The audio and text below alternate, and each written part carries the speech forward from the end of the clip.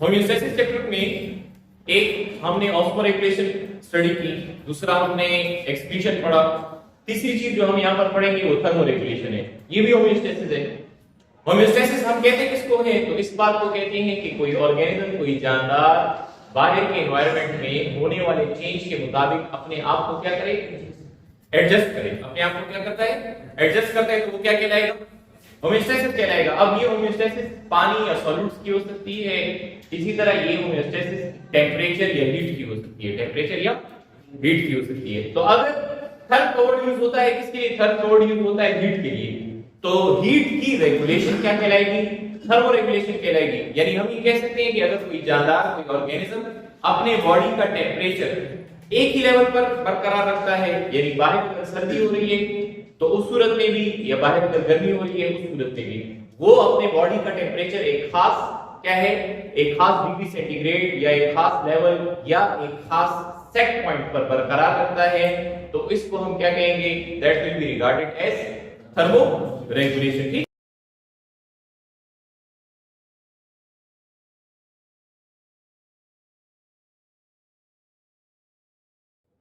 The ability of organisms to maintain or regulate their body temperatures। अब ये thermoregulation की बुनियाद पर, जैसे आपने पढ़ा था क्या, एक्सक्रीशन की बुनियाद पर हमने जानदारों की तकसीम की थी। वो कि जो अमोनिया एक्सक्रीट करते थे उसको हमने क्या कहा? मोनोटेरिक। जो यूरिया एक्सक्रीट करते थे यूरियोटेरिक। जो यूरिक एसिड एक्सक्रीट करते थे 2000 यूरिकोटेरिक। इसी तरह हमने पढ़ा कि ऑस्मोरेगुलेशन की बुनियाद पर ऑस्मो कन्फर्मर्स हैं, ऑस्मो रेगुलेटर्स हैं। यहां थर्मोरेगुलेशन की बुनियाद पर भी हम जानदारों की तकसीम कर सकते हैं, और वो तकसीम जो है दो तरह की है। कितनी तरह की है? दो तरह की है। एक को हम क्या कहते हैं?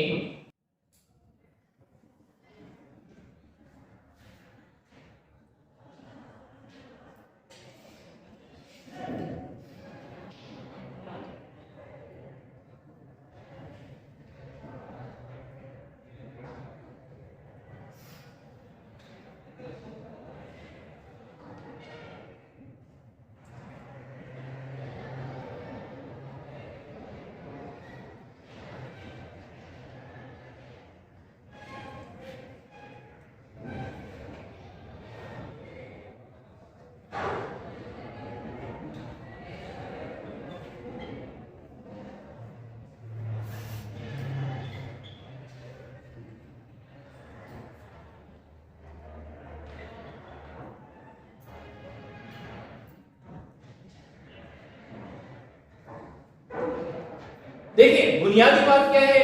बुनियादी बात ये है कि टेम्परेचर के अंदर चेंज आ रहा है। तो अभी की यानी ये टेम्परेचर जो है इसका ताल्लुक किसके साथ है?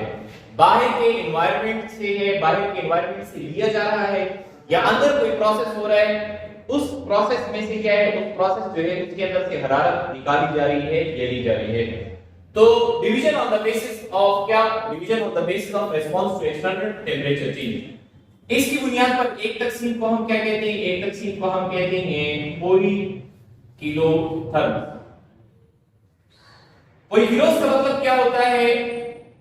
पोई किलोस का मतलब है कि जिसके अंदर फर्क आ रहा है, यानी कम ज्यादा हो रहा है, तो ये पोई किलोस हो गया। दूसरी तरह के जो जानदार हैं उनको हम क्या कहते हैं? Those are called as homeotherms. तो होम्यो का मतलब किसके लिए इस्तेमाल हो रहा है? होम्यो का मतलब है कि एक बराबर है, एक जैसा है। दूसरी जो तकसीम आ रही है वो क्या है? दोज आर एंडोथर्म्स और एक्टोथर्म्स। एंडोथर्म्स है, एक्टोथर्म्स।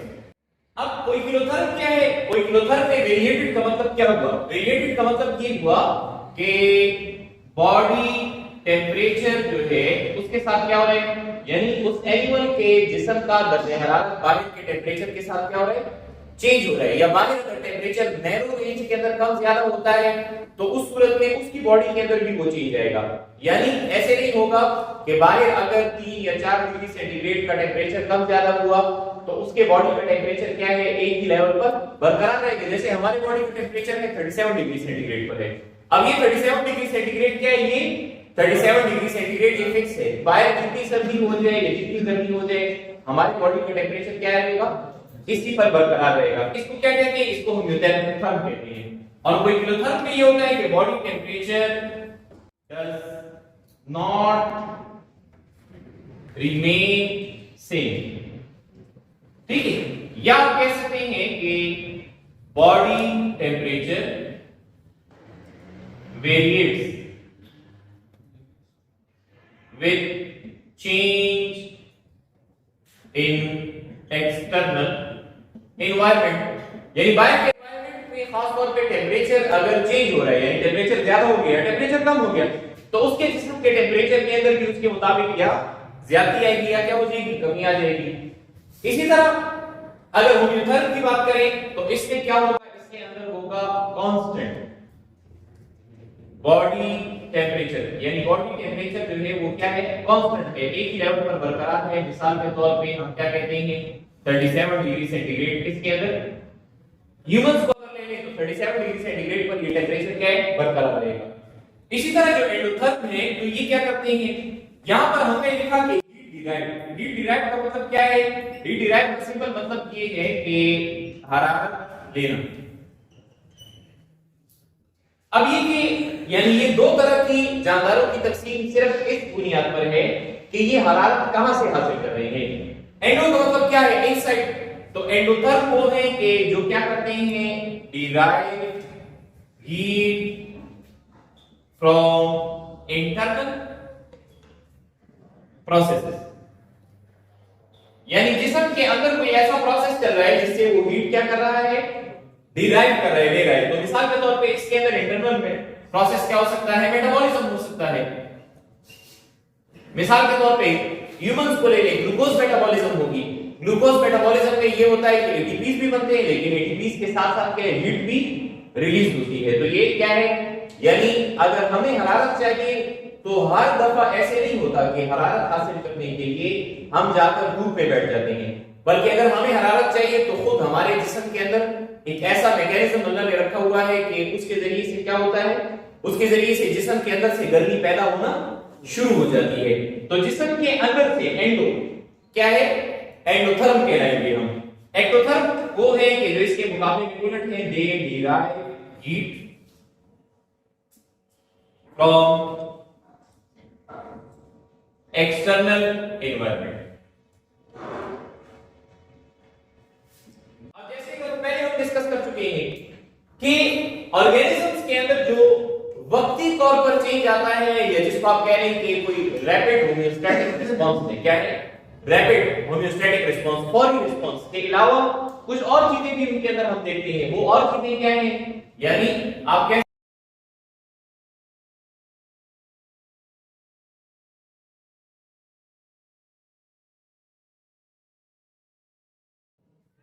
लिविंग ऑर्गेनिजम्स के अंदर आपको क्या फिनोमेनन नजर आता है कि ये क्या करते हैं, बिहेवियरल एडाप्टेशन शो करेंगे।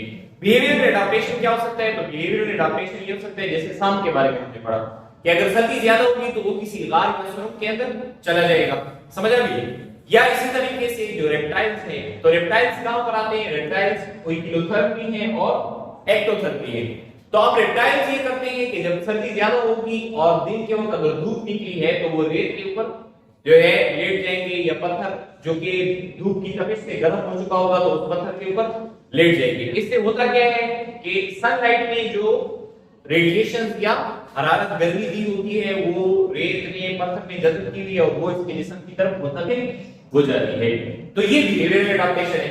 या ये कि मिसाल के तौर पे किसी जगह पर एक ऐसा चेंज आ गया जिसकी वजह से टेम्परेचर या तो बहुत ज्यादा हो गया, तो अब वो एनिमल्स क्या करेंगे, गर्मी से बचने के लिए किसी ठंडे इलाके की तरफ जाएंगे, या किसी जगह पर बर्फ ज्यादा पड़ गई तो वहां से वो निकलकर ऐसे इलाके की तरफ आ जाएंगे जहां पर बर्फ नहीं पड़ी हुई। इसको हम क्या कहते हैं, माइग्रेशन कहते हैं। तो बड़ी तकसीम जानदारों की आप कह लें कि 4 ग्रुप्स के अंदर हुई है। कितने, 4 ग्रुप्स के अंदर। 4 ग्रुप्स ये वाले नहीं है, कोई किलोथर्म और किसके, कोई किलोथर्म, होमियोथर्म, एक्टोथर्म और एंडोथर्म। ये कोई किलोथर्म और होमियोथर्म, इसी तरीके से एक्टोथर्म और एंडोथर्म। ये असल में एक फेनोमेनन बता रहे हैं कि थर्मोरेगुलेशन की बुनियाद क्या है, या थर्मोरेगुलेशन के कितने तरह के क्या है, थर्मोरेगुलेशन में कितने तरह के मैनर या पैटर्न नजर आते हैं। तकसीम में ये दोनों नाम इकट्ठे होंगे, तो कैसे होंगे जरा उसको देखते हैं। 4 तरह के ऑर्गेनिज्म हमने कहा कि वो बनेंगे। अब देखें, एक तरफ वो है कि जो बाहर से हीट डिराइव कर रहे हैं, और दूसरी तरफ वो है कि जो इंटरनल हीट को क्या कर रहे हैं, यूटिलाइज कर रहे हैं। तो एक तकसीम वो कि जो आपके कोर्स के अंदर लिखी हुई है, उसके अंदर तो ये लिखा हुआ है कि जो कोई किलोथर्म्स हैं वो कौन से हैं, कोई किलोथर्म्स जो हैं those are fishes, invertebrates, reptiles, amphibians. ठीक है, ये क्या है, दीज आर द कोई किलोथर्म्स। और होमियोथर्म्स के अंदर बर्ड्स और मैमल्स की बात की गई है। तो अगर बर्ड्स और मैमल्स की बात करें तो वो ऐसे ऑर्गेनिज्म हैं कि जो इंटरनल हीट क्या करते हैं, इंटरनल हीट डिराइव करते हैं बॉडी टेम्परेचर मेंटेन करने के लिए, और बॉडी टेम्परेचर जो है वो एक लेवल पर मेंटेन भी रखते हैं। तो इस कैटेगरी यानी होमियोथर्मिक एंडोथर्म्स के अंदर कौन आ जाएगा, होमियोथर्मिक एंडोथर्म्स के अंदर मैमल्स और बर्ड्स आ जाएंगे। इसके ऑपोजिट अगर आप ले लें कि वो ऑर्गेनिज्म जिसके अंदर कोई इंटरनल क्या है, हीट मैकेनिज्म या हीट जनरेशन का कोई तरीकेकार, कोई फिजियोलॉजिकल प्रोसेस नहीं है, उसके अंदर इंटरनल हीट बनाने क्या है, इंटरनल हीट बनाने का जो प्रोसेस है वो ऑलमोस्ट नेग्लिजिबल है, ना होने के बराबर है। तो वो ये वाली कैटेगरी है। आप इसके अंदर क्या करते हैं, इसके अंदर आप देखते हैं कि एम्फीबियंस है, क्या है, एम्फीबियंस, और साथ में रेप्टाइल्स होंगे, साथ में क्या होंगे, रेप्टाइल्स। अब अगर थोड़ी सी एवोल्यूशनरी स्टडी की तरफ हम चले जाएं तो वहां पर हमें क्या नजर आता है कि देखिए रेप्टाइल के बारे में माना जाता है कि ये कॉमन एंसेस्टर है बर्ड्स और मैमल्स दोनों का। ठीक है, यानी बर्ड्स के लिए हम किसका वर्ड यूज करते हैं, एविस का वर्ड भी यूज करते हैं। तो रेप्टाइल जो है इससे एवोल्यूशन हुई, बर्ड्स और मैमल्स बने। सही। अब बर्ड्स और मैमल्स जो हैं, इसमें अगर मैमल्स पर गौर करें तो मैमल्स के 3 ग्रुप फर्स्ट ईयर के अंदर आपने पढ़े हैं। 3 ग्रुप्स कौन से हैं, एक होते हैं एग लेइंग मैमल्स, ठीक है। दूसरी कैटेगरी वो है कि जो मार्सूपियम जो है उसके अंदर रखते हैं किसको, मार्सूपियम या पाउच के अंदर रखते हैं अपने न्यूबॉर्न को, जैसे कैंगरू होता है। और तीसरी कैटेगरी किसकी है, तीसरी कैटेगरी जो है यूथेरियन या प्लेसेंटल्स की है, जिसके अंदर मैमल्स का बहुत बड़ा ग्रुप आ जाता है। अब इन तीनों में मैमल्स का वो ग्रुप के जो रेप्टाइल के ज्यादा करीब है, और उसका स्ट्रक्चर भी रेप्टाइल की तरह होता है, जैसे स्पाइनी एडीटर वगैरह को देखें तो इनको हम क्या कहते हैं, इनको हम प्रोटोथीरिया या मोनोट्रीमेटा कहते हैं। प्रोटोथीरिया कहते हैं या मोनोट्रीमेटा। अब वो बुनियादी तौर पर अपने बॉडी का टेम्परेचर एक खास लेवल पर मेंटेन कर रहे हैं, लेकिन हीट क्या हरारत हासिल करने के लिए उनका जो ज्यादा इन्हिसार है वो किस पर है, बाहर के एनवायरनमेंट यानी बाहर की गर्मी पर है। तो अगर आप कहें कि होमियोथर्मिक एक्टोथर्म जो है वो कौन से हैं, तो दोस आर प्रोटोथीरिया या मोनोट्रीमेटा। और प्रोटोथीरिया या मोनोट्रीमेटा जो है इसके अंदर क्या आ जाता है, मिसाल के तौर पे आप कहें कि डक प्लेटिपस आ जाएगा या सिंपल प्लेटिपस कह लें, और इसी तरीके से अमेरिकन ओपोसम आ जाएगा। तो ये जो ऑर्गेनिजम्स हैं ये लाया करते हैं किसके अंदर, होमियोथर्मिक एक्टोथर्म जो है उस कैटेगरी के अंदर, यानी बॉडी का टेम्परेचर एक खास लेवल पर बरकरार रखेंगे, लेकिन हरारत ज्यादातर क्या है, सनलाइट वगैरह या दीगर चीजों से हासिल करेंगे। इसके मुकाबले में इस साइड पर अगर आ जाए कोई किलोथर्मिक एंडोथर्म, क्या यानी ऐसे ऑर्गेनिज्म के जो क्या है, एंडोथर्म है। तो इसके अंदर आपको या तो क्या मिलेंगे, या आपको फिशेस मिलेंगे या एक आध रेप्टाइल मिलेगा। रेप्टाइल कौन सा है, तो that is leather back turtle, एक खास तरह का रेप्टाइल है। और इसी तरह अगर इसके अंदर हम देखें तो फाइसिस में यानी फिशेस के अंदर आपको क्या मिल जाते हैं, ये फिशेस जो है उसके अंदर टूना एक फिश है, इसी तरीके से बाज शार्क्स हैं, सब शार्क्स, और इसी तरीके से इसके अंदर क्या आ जाएंगे जो समंदर की तह के अंदर है, डीप सी फिशेस। तो एक पुरानी टर्म इस्तेमाल होती थी जो कि अब खत्म हो चुकी है, कोल्ड ब्लडेड और वार्म ब्लडेड, यानी पहले ये तस्वुर था कि बाज जो एनिमल्स हैं उनका जो खून है वो क्या है, बाज जो एनिमल्स हैं उनका खून गर्म होता है या उनका खून ठंडा होता है। ये पुराना कॉन्सेप्ट है, विच इज नाउ ऑब्सोलीट। ठीक है, वो कॉन्सेप्ट खत्म हो चुका है। नया कॉन्सेप्ट क्या है? तो नया कॉन्सेप्ट ये है कि ऑर्गेनिजम्स को 4 कैटेगरीज में डिवाइड किया जाएगा। सही है। एक तकसीम किस चीज की बुनियाद पर है? एक तकसीम इस चीज की बुनियाद पर है कि बॉडी का टेम्परेचर एक लेवल पर है, जैसे होम्योथर्म, या बॉडी का टेम्परेचर बाहर के टेम्परेचर के साथ वेरिएट कर रहा है, उसके अंदर फर्क आ रहा है, जैसे वही किलोथर्म। या ये कि दूसरी तकसीम इस बुनियाद पर के टेम्परेचर बाहर के एनवायरनमेंट से ले रहे हैं, एक्टोथर्म। या ये कि टेम्परेचर इंटरनल फिजियोलॉजिकल प्रोसेस जैसे मेटाबॉलिज्म वगैरह या ट्रांसपोर्ट ऑफ आयंस, ठीक है, उसके जरिए से इंटरनली हीट की जनरेशन हो रही है। तो एक तकसीम क्या हो गई? एक तकसीम कोई किलोथर्मिक, किसकी? एक्टोथर्म, और होम्योथर्मिक एक्टोथर्म। इसी तरह कोई किलोथर्मिक एंडोथर्म्स एंड होम्योथर्मिक एंडोथर्म्स। तो ऐसे ऑर्गेनिजम्स जिसका बॉडी टेम्परेचर भी कांस्टेंट है और बाहर से हरारत लेने की बजाय अपने जिस्म के अंदर हरारत बढ़ा रहे हैं, उसके अंदर कौन लाया करते हैं? मैमल्स, या आप कहने के ह्यूमंस जो है वो इस कैटेगरी के अंदर आते हैं। तो ये जो चार्ट हमने बनाया है, इसके जरिए से आपका कॉन्सेप्ट क्या है? इस चार्ट के जरिए से आपका जो कॉन्सेप्ट है किस चीज के मुताबिक, जानदारों की तकसीम थर्मोरेगुलेशन की बुनियाद पर, वो बिल्कुल क्या हो जाता है? कंप्लीट हो जाता है। यानी कोई ऑर्गेनिज्म जो है एनिमल्स में इस कैटेगरी से बाहर लाई नहीं करता। इन 4 में से किसी एक ग्रुप के अंदर वो मौजूद